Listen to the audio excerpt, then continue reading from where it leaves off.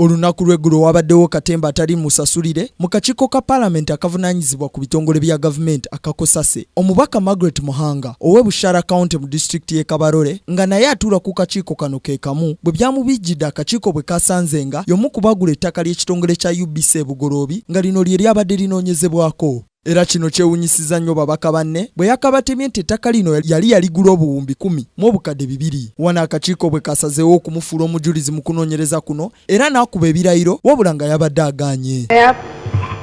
By the Almighty God that the evidence I shall give touching the matter before this committee shall be the truth. Olunaku lwa leero yegaanye bimwogerwako nti yabba ettaka ly'ekitongole ky'eggwanga ekivunaanyizibwa ku biweerezebwa ku mpewo e Bugoloobi nti ye yali yaligula ku bawannyondo ba kkooti. He bought from court. Kati bwe tuba tetwesiga kkooti tunaayesigaani bwenyinza okugulako ekintu nekindeetera ebizibu naye kyenguze mu kkooti mbeera sure kubanga wano the learned friends bajja kuba badootinze every I ate bakrossinze every T nga sina kyentya. Muhanga ayongeddeko nti ye yeewuunya ababaka ba Paalamenti okumunoonyerezaako kuba n'ekyapa ekyogerwako takirina kubanga ne kkooti yakisazaamu naye n'asaba ssente ze zimuddizibwe kuba ye si mwetegefu kufiirwa. Kkooti yamala, it ruled and finished. Supreme Court, the highest court in the land, yamala n'esazaamu ekyapa kyange.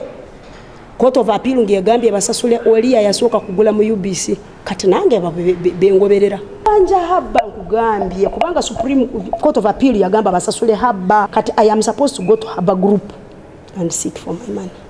Omubaka era annyonnyodde ku nsonga y'ensimbi obuwumbi 10 n'obukadde 200 ng'agamba nti kituufu ssente yazisasula mu mpeke era ng'okuziweza yatunda nteeze wamu n'embuzi nga kw'otadde n'okwewera kubako n'ab'eŋŋanda. Nayogera nti nayewola from friends and family heavily. A lot of money I borrowed from friends and family and sold a few things of mine. So that doesn't mean ekyo tekitegeeza mbuno zonna nazijawa mu nte oba mu mbuzi oba natunda ennyumba bingi nnyo bye natunda. Bwe tutambuddeko mu kisenyi gye batunda embuzi batutegeezezza ng'embuzi wegula wakati w'emitwalo 8 n'emitwalo 40 nga n'olwekyo Muhanga okufuna essente obuwumbi 10 mu obukadde 200 okuva mu mbuzi yeetaaga embuzi ezisoba mu mitwalo 7 naye abaaye kino kisoboka. Twagala tumanye omubaka Margaret Muhanga bw'aba yagula ettaka lya biliyoni 10 ng'agamba nti ssente yazijja mu mbuzi twagala tumanye kyetaagisa embuzi mmeka okuweza biliyoni 10. Embuzi n'enzungu banunze zenzungu yazageza okunda za nuts bali mu shepu y'embuzi enkazi nga nganda egule mita 35 basitwala nnyo mu kulunda.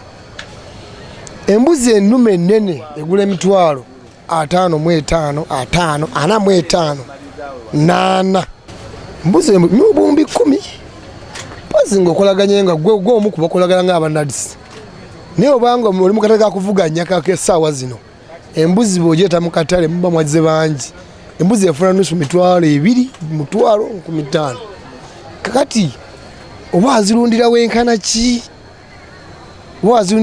ki osobola okunoonya biliyoni 10 kizibu.